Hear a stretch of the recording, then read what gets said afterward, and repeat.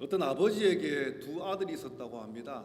첫 번째 아들은 참 말도 잘 듣고 효자라고 소문이 났던 아들인데 어느 때가 되니까 점점 더 아버지의 말을 이렇게 거역하기도 하고 또 귀뚱으로 듣기도 하고 뭔가 예전 같지 않아졌습니다. 근데 두 번째 아들은 정반대의 아들이었습니다. 어렸을 때 그렇게나 속을 썩이고 또 사춘기 때 말도 듣지 않고 사고도 치고 또 주위 사람들로부터 이 자식 교육 좀 잘 시키라는 그런 손가락도 당하고, 그래서 아무튼 부모의 근심이었지만 어느 순간이 되었을 때 철이 들고 그리고는 완전히 다른 아들이 되었습니다. 아버지의 말이라면은 어떤 말이라도 순종하고, 그리고 부모가 이 어려움 당할 때 좀 힘든 일이 있을 때 힘이 되어주는 그런 아들이 되었습니다. 아버지 입장에서 볼 때 이 두 아들 가운데 과연 어떤 아들을 좀 더 이뻐할 것 같습니까? 물론 두 아들을 향한 아버지의 사랑에는 동일하다고 생각합니다. 하지만 그럼에도 불구하고 두 아들 가운데 좀 더 마음이 가는 아들은 제가 생각할 때는 둘째 아들이 아닌가라는 생각이 듭니다. 과거에 잘한 것만 믿고 지금의 관계에 무심한 큰아들에 비해서 작은 아들은 철없던 과거에는 비록 아버지에게 쏙 썩인 아들이었지만 지금 이 순간만큼은 최선을 다해서 아버지를 섬기고 있기 때문에 그런 거죠. 이처럼 모든 인간관계는요, 과거가 아닌 지금 이 순간의 삶 속에서 최선을 다할 때 진정한 의미가 있는 것입니다. 하나님과의 관계도 어떨 것 같습니까? 저는 하나님과 관계도 똑같다고 생각합니다. 과거에 아무리 성령 충만하고 정말 아브라함 같은 믿음, 모세 같은 믿음, 다윗 같은 그런 엄청난 믿음의 삶을 살았다 할지라도 지금 그렇지 않다면은 그 과거의 믿음은 사실 그렇게 큰 의미가 없는 것이죠. 제가 아는 한 성도님이 있습니다. 이제 한 60 중반을 넘어서 이제 후반을 향해 가는 그런 분이신데요. 이분은 늘 이렇게 말씀만 나누면은 어떤 얘기를 하냐면은 한 40년, 45년 전 얘기를 합니다. 내가 한국에 이름만 대면 알만한 큰 교회에서 중고등부 시절에 얼마나 뜨겁게 믿음 생활했는데, 얼마나 그때 열심으로 신앙생활 했는데 라는 얘기를 늘 하는 분이셨어요. 근데 제가 볼 때 지금은 어떨 것 같습니까? 지금은 아니었습니다. 그분이 말씀하셨던 그 40년 전에 신앙생활했던 그 어떤 듣는 얘기에 한 10분의 1이라도 했으면 좋겠는데 지금은 아니라는 것이죠. 그러면서 늘 앵무새처럼 반복하는 말이 있었는데요. 같이 그때 10대 후반, 20대 초반에 신앙생활하던 그러한 친구들 가운데 수많은 친구들이 이름만 대면 알만한 한국의 유명한 목사들이 되었다는 얘기도 늘 반복해서 하는 말이었습니다. 여러분, 중요한 것은요, 과거에 화려했던 그런 믿음이겠습니까? 아니면 지금 이 순간 하나님 앞에 어떤 믿음으로 살고 있느냐겠습니까? 제가 아는 그 성도님은요, 과거는 화려했을지 모르지만 지금은 그다지 모델될 만한 믿음 생활은 하지 못하고 있었습니다. 늘 그냥 과거에만 얽매여 사는 분이었습니다. 오늘 본문에도 보면은요, 두 부류의 사람들이 나오는데요. 첫 번째 부류는 마태라고 하는 주인공 이 세리였습니다. 이 마태는요, 마태복음을 기록한 저자이기도 하고요, 또 예수님의 12 제자 가운데 한 사람이기도 했습니다. 이 마태는요, 제가 앞서 얘기했던 둘째 아들과 같은 부류에 속하는 사람입니다. 그리고 두 번째 부류는요, 또 반대 입장에 서 있는 바리새인들입니다. 이들은 첫 번째 아들과 같은 부류라고 할 수 있습니다. 본문에 하면 마태의 직업은 세리였다 그렇게 말합니다. 당시 세리라는 직업은요, 여러분들도 아시다시피 참 돈 많이 버는 직업이었습니다.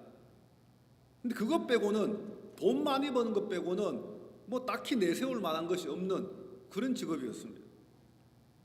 당시 세리는요, 로마 제국에 바칠 그러한 세금을 거두어 드리는 그러한 일을 했었는데요, 그 과정에서 로마 제국이 부여한 권세를 등에 업고 온갖 명목의 그러한 이 세금들을 만들어서 징수했던 그런 부류의 사람이었습니다. 그래서 로마 제국에 갈 세금을 일부 바치고 그리고 더 많이 거두어서 또 이 좀 고위층들에게 뇌물도 주고 그리고 남으면은 그것은 인마에 포켓하든 자기 주머니에 채우는 그런 삶을 사는 것이 세리라는 직업의 삶이었습니다. 당시 유대 갈릴리 지방의 분봉왕이었던 헤롯 안티파스의 정치 자금으로 그렇게 전달되기도 했던 것이 바로 세리들이 거두어 들이는 세금의 한 이 모습이었습니다. 한마디로 세리라고 하는 직업은요, 백성들의 고열을 짜내서 자신의 배를 불리는 당시로서는 이 고리대금업자와 함께 가장 악질적인 직업 가운데 하나였습니다. 그래서 비록 돈은 많았지만 백성들에게 존경받는 삶하고는 거리가 멀고 늘 손가락질 받는 사람 취급조차 받지 못하는 그런 삶이 세리였습니다. 이런 세리 마태에게 예수님이 직접 찾아오시는 장면을 본문에서 보게 됩니다. 여러분, 마태라는 이름의 뜻이 무엇인지 아십니까? 참 공교롭게도요, 마태라는 이름의 뜻은요, 하나님의 선물이라는 뜻입니다. 참 아름답지 않습니까? 그런데 실제 마태의 삶하고는 완전히 동떨어진 삶이죠. 하나님의 선물이라는 이름을 가진 그 마태가 전혀 이름대로 살지 못하고 있었습니다.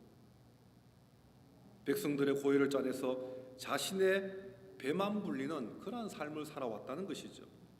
그런데 이런 세리 마태가 예수님과의 만남을 통해서 과거를 단번에 청산하죠. 그리고 자신의 하나님의 선물한 이름대로 살 수 있는 은혜를 입었다는 사실입니다. 할렐루야. 우리도 주위에서 가끔 보지 않습니까? 과거의 삶이 전혀 이렇게 아름답지 못했던 그런 분이 하루아침에 완전 개과천선해서 딴 사람이 되는, 저분이 과연 저런 삶을 살았을까? 그런 분들이 있지 않습니까? 교회사에도 보면은 김익두 목사님 같은 그런 분들이죠. 유명한 깡패였지만은 완전히 새 사람이 되어서 한국 교계 이름을 남길 정도로 그런 유명한 목사님이 되었습니다.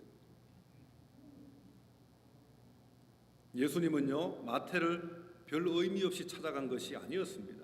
자신의 제자로 삼기 위한 분명한 목적을 가지고 마태를 찾아갔습니다. 근데 마태는요, 자신에게 와서 일어나 따르라고 하는 예수님의 그 말씀 한마디에 질문 한번 하지 않고 즉각적으로 순종했습니다. 일어나 따르라는 말 속에는요, 중요한 의미가 몇 가지 들어있는데요. 지금까지 네가 추구하던 것, 네가 중요하게 여기던 것, 네 인생에서 가장 큰 의미를 두고 살던 모든 것 다 내려놓고 지금 당장 따르라 라는 뜻을 가지고 있습니다. 또 조금도 주저하거나 지체함이 없이 우물쭈물하지 말고 당장 나를 따르라는 말도 포함되어 있습니다. 또 한 가지는요, 네가 지금까지 가지고 있던 모든 것을 다 버려두고 지금 당장 나를 따르라. 이 여러 가지 의미가 이 일어나 따르라는 말 속에 들어 있습니다. 근데 정말 놀라운 것은요, 예수님의 이 한마디 말씀에 마태가 토 한 번 달지 않고 질문 한 번 하지 않고 즉각적으로 순종했다는 사실입니다. 이것은 마태가 기다리고 있다가 그냥 요이 땅 하듯이 그렇게 순종했을까? 저는 그렇게 생각하지 않습니다. 그 순간 그 예수님의 일어나 따르라고 하는 그 말씀을 듣는 순간 성령이 역사하셨던 거죠. 하나님이 마태의 마음을, 중심을 움직였기 때문에 그렇게 할 수 있다는 사실입니다. 마태 행동에는요, 그 어떤 미련이나 후회함을 찾아볼 수가 없습니다. 한마디로 과거와의 완전한 단절을 볼 수가 있습니다. 그리고 자신의 집에서 예수님을 모시고 많은 세리들을 또 죄인들을 초청해서 함께 잔치를 벌였습니다. 마태는 예수님을 따라가기 전에 마지막으로 아마도 지인들을 초청해서 그렇게 송별 파티를 했던 것 같습니다.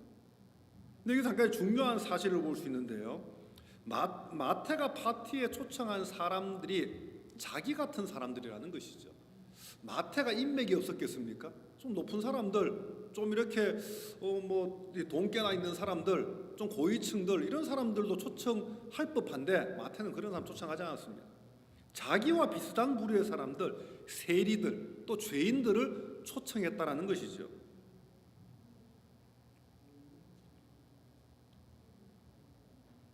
그래서 마태는요, 예수님의 말씀을 그들도 함께 듣고 변화되기를 원했던 것입니다.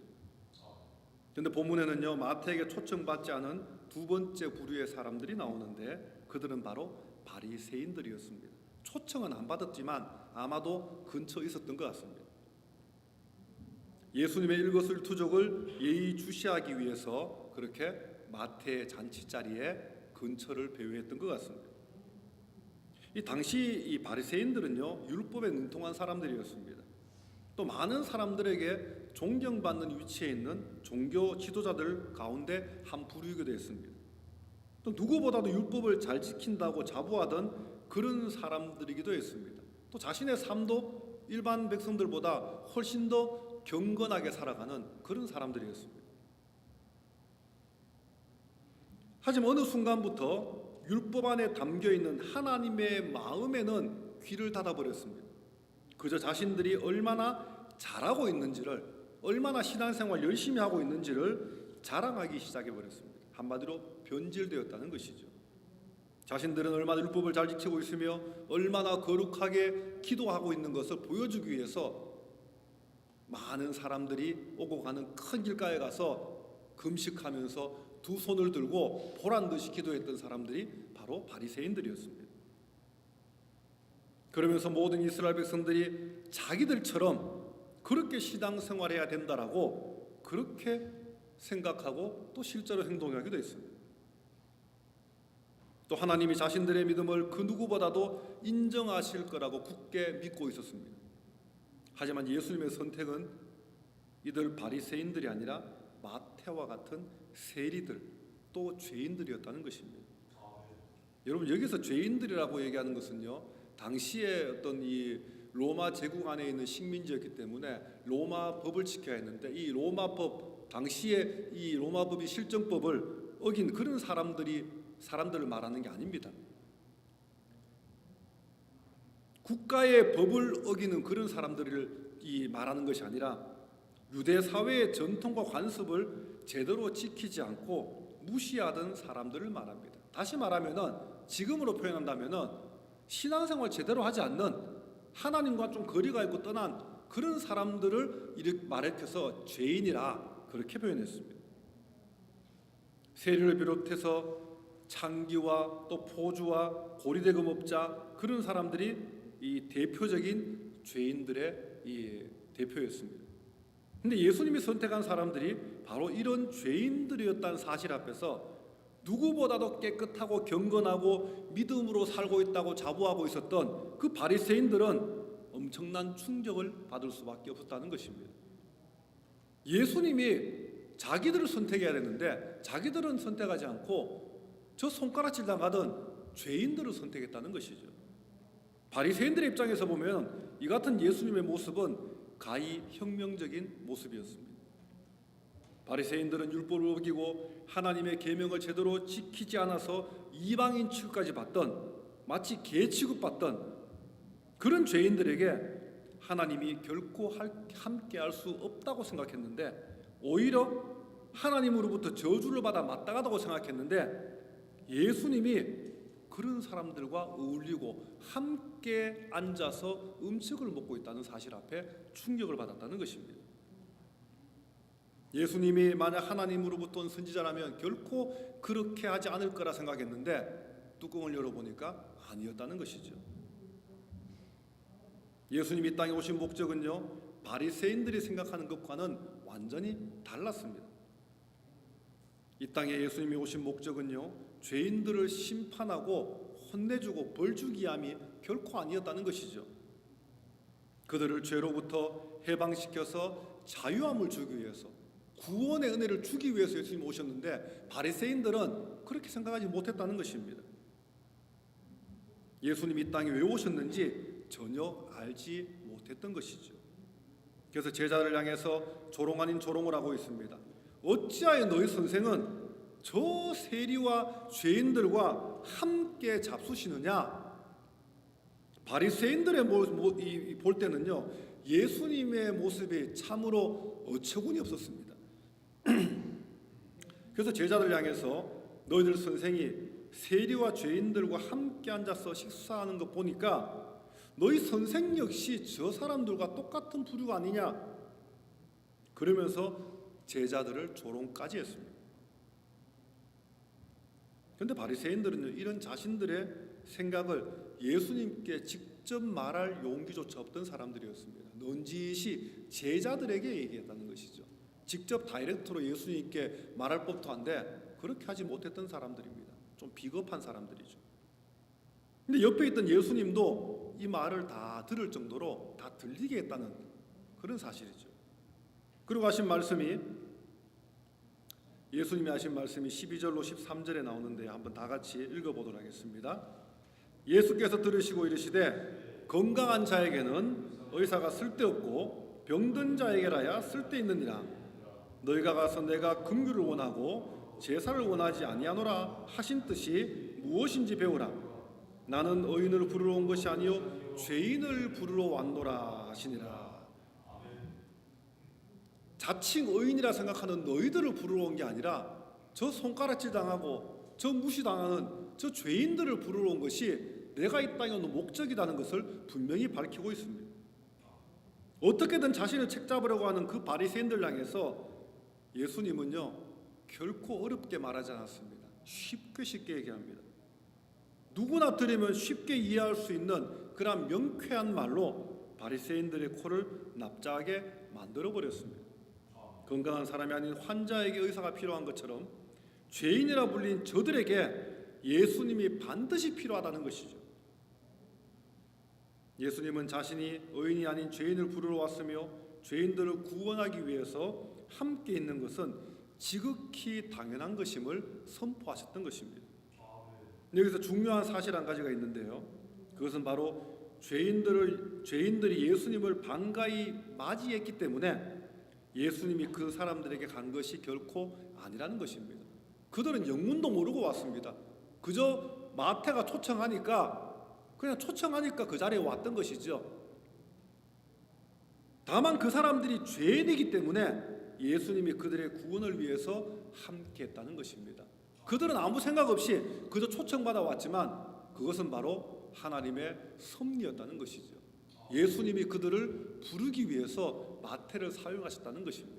그들을 구원하기 위해서, 그들을 죄에서부터 자유함을 얻기 위해서 그렇게 마태를 사용했다는 것입니다. 여러분, 마태를 비롯한 세리와 죄인들은요 당시의 기준으로 볼 때는 손가락질받아 마땅한 부류의 사람들이었습니다.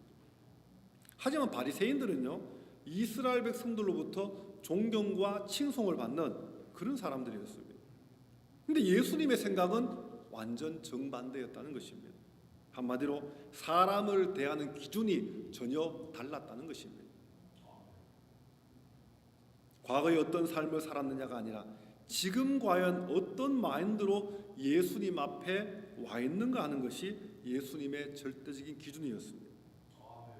예수님은 지금 당신 앞에서 자신이 죄인이라는 사실을 깊이 깨닫고 인정하면서 과연 어떻게 하면은 자신들의 죄를 용서받을 수 있는지 염려했던 그런 죄인들과 함께했다는 것입니다. 그것이 예수님이 하나님의 아들로서 이 땅에 오신 목적이기 때문에 그렇습니다. 하지만 바리새인들의 경우는요 자신들이 죄인이라는 사실을 결코 깨닫지도 인정하지도 않았습니다. 자신들은 율법을 지키는 수호자들이기 때문에 언제나 의로운 삶을 살고 있다고 자부하고 있었습니다. 심지어 자신들의 삶이 모든 이스라엘 백성들의 신앙생활의 기준이 되어야 된다라고 생각까지 했습니다. 한마디로 영적 교만으로 똘똘 뭉쳐있던 사람들이 바로 이들 바리새인들이었다는 것입니다. 오늘 예수님은 이런 바리새인들의 생각들을 단번에 깨뜨려 버리셨던 것입니다. 그러면서 구약에서 자주 인용되던 사무엘상 15장 22절 말씀을 토대로 바리새인들의 잘못된 생각을 꾸짖습니다. 너희는 가서 내가 긍휼을 원하고 제사를 원하지 아니하노라 하신 뜻이 무엇인지 배우라. 이 말은요 복음의 핵심은 형식적인 율법을 얼마나 잘 지키느냐 거기 있는 것이 아니라 얼마나 하나님 앞에서 코람데오라 그러죠. 얼마나 하나님 앞에서 긍휼을 구하면서 사느냐에 있음을 말씀하신 것입니다. 나는 죄인입니다. 하나님 나를 불쌍히 여겨주세요. 그런 고백을 하며 사는 것, 그게 핵심이라는 것이죠. 여러분, 하나님은요 종교적인 의식보다 우리의 마음, 다시 말하면 중심을 보시는 분이심을 잊지 마시기 바랍니다. 이 말은 신앙생활함에 있어서 어떤 종교적인 의식이 필요 없다는 말이 결코 아닙니다. 중요하죠. 하지만 그것은 우선순위에 있어서 첫 번째가 될 수 없다는 것입니다. 하나님의 마음을 잃어버린 상태에서 아무리 멋지게 드려진 예배가 있다 할지라도 그것은 의미 없다는 것이죠. 우선순위는 하나님의 마음을 가지고 하나님 앞에 나는 죄인입니다. 하나님의 은혜를 구합니다. 긍휼을 베풀어 주세요. 이런 마음으로 하나님께 드리는 그런 예배가 진정한 예배의 모습이라는 것입니다. 바리새인들에게는요 이런 간절한 마음이 전혀 없었다는 것입니다. 어떻게든 예수님을 책잡으려고 하는 생각으로 예수님 앞에서 그저 얼쩡거리던 것에 불과했습니다. 그래서 자신들이 생각하는 기준에서 좀 벗어나나 싶으면은 맹렬히 공격했던 것입니다. 오늘 세리마태와 바리새인들을 보면서 신앙생활에 있어서 과연 무엇이 중요한지 한번 우리는 깊이 묵상해 봐야만 합니다. 아무리 철저하게 율법을 지키는 삶을 살고 있을지라도요 주님을 향한 마음을 잃어버렸다고 하면 그 믿음은 결국 껍데기 믿음밖에 될 수 없는 것입니다. 형식적인 믿음에 불과할 뿐입니다. 제가 아는 어떤 분이 또 다른 성도님인데요, 이분이 성경 필사를 이 창세기부터 요한계시록까지 다 끝내신 분입니다. 대단하지 않습니까? 저도 못 해봤는데요. 성경 필사를 그냥 성경 처음부터 끝까지 다 끝냈어요. 수년간에 걸쳐서. 근데 지금은 신앙생활하지 않습니다. 성경을 그 기록할 때 그 뜨거운 열정과 주님을 향한 그 어떤 뜨거운 믿음은 온데간데 없이 사라져버리고 이제는 신앙생활조차 중단해버린 그런 모습들을 보게 될 때 참으로 안타까웠습니다. 과거에 아무리 화려한 믿음이라 할지라도 지금 이 순간 하나님 앞에 어떻게 서 있느냐, 그게 중요하다는 것입니다. 지금은 비록 조금 부족할지라도 좀 약할지라도 조금만 문제가 생기면 자주 넘어질지라도 우리 마음의 중심이 언제나 하나님께로 향해 있다면은 날마다 내가 죄인입니다 고백할 수 있다면은 그런 삶을 살고 있다면 그 사람이 바로 마태와 같은 사람이라고 생각합니다. 한 가지만 더 말씀드립니다. 마태는요 나를 따르라고 하시는 예수님의 그 한마디 말씀에 즉각적으로 순종했습니다. 자신의 모든 것을 다 내려놓고 오로지 예수님 한 말 따르기로 결단했고 또 곧바로 그렇게 실천까지 했습니다. 저와 여러분들의 믿음에도 분명한 결단이 필요합니다. 우리가 인생을 살다 보면은 순간순간 결단의 이 찬스가 올 때가 있습니다. 신앙생활도 마찬가지입니다. 어떤 터닝 포인트가 있죠. 그럴 때는 우물쭈물하는 것이 아니라, 그럴 때는 생각을 많이 하는 것이 아니라 가장 단순하게 순종하는 것이, 그것이 바로 하나님이 원하시는 우리의 삶이라는 것입니다. 여러분, 신앙생활은요 단순히 교회만 열심히 다닌다고 다 되지 않습니다. 하나님이 기뻐하시는 신앙생활을 살아야 된다는 것입니다. 날마다 내가 처한 모습 속에서 하나님의 은혜와 긍휼을 구하면서 살아가는 것, 그것이 저는 하나님이 기뻐하시는 신앙생활이라고 생각합니다. 과거에 내가 얼마나 화려하게 신앙생활했는지는 이제는 잊어버려야 됩니다. 내려놓아야 됩니다. 그다지 중요하지 않기 때문입니다. 지금 과연 내가 어떻게 신앙생활을 하고 있는지, 또 앞으로 내가 어떠한 마음으로 신앙생활을 하고 할 것인지, 그것이 훨씬 더 중요하다는 것입니다. 옛말에 이런 말 아시죠? 황금보다 귀한 것은 소금이고 소금보다 귀한 것은 바로 지금이다. 그만큼 지금이 무엇보다 중요한 것입니다. 지금 내가 어떻게 신앙생활로 있는지 날마다 말씀이라고 하는 거울 앞에서 체킹하시기 바랍니다. 지금 내가 어떤 마인드로 하나님을 생각하고 있는지도 날마다 기도하면서 묵상하시기 바랍니다. 그래서 바로 지금이 내 신앙생활에서 가장 중요한 때란 사실을 깨닫고 매일매일의 삶이 하나님과 동행하는 믿음의 삶이 되시기를 주님의 이름으로 축원합니다. 다시 기도하겠습니다. 주님 감사합니다. 부족한 종이 하나님의 말씀을 함께 나누었습니다. 이 말씀이 다른 그 누구의 말씀도 아니라 바로 내게 주신 말씀을 깨닫게 하시고 늘 하나님 앞에 섰을 때 부족하고 약하고 죄인임을 고백하는 삶을 살기 원합니다. 내가 죄인이기에 하나님의 은혜가 필요하고 하나님의 긍휼이 필요하고 하나님의 함께하심이 필요한 줄 믿고 날마다 하나님의 도우심을 구하는 우리의 삶이 될 수 있도록 하나님 도와주시옵소서. 과거는 묻어버리고 지금 내가 어떤 삶을 살고 있는지, 지금 내가 주님 앞에서 어떤 믿음의 여정을 가고 있는지, 앞으로 내가 또 어떤 믿음의 삶을 살 것인지 아버지 앞에